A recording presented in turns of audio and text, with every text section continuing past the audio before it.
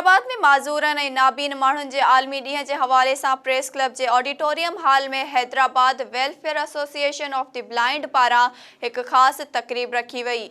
SS news जे reporter Fazil चन्ना मूजिबि तक़रीब में नाबीन माण्हुनि, माज़ूर ॿारड़नि ऐं उन्हनि जे वालिदैन वॾे अंग में शिरकत कई। तक़रीब के additional director social welfare department Hyderabad महबूब ज़मान ख़िताब कंदे चयो त ही ख़ासि माण्हू असांजे मुआशरे जो अहम हिस्सो आहिनि।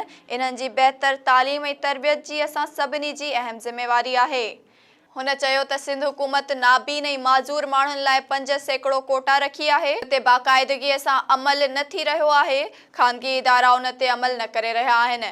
उन मौक़े ते HWA जे सदर Abdul Rashid, general secretary AD Pirzado, madam Shahnaz Saeed, Mahmood Ali, भाई खान वेलफेयर जे जनरल सेक्रेटरी मोहम्मद यासीन आराई ऐं ॿियनि समाजी तंज़ीमुनि जे अॻुवाणनि पिणु ख़िताब कयो।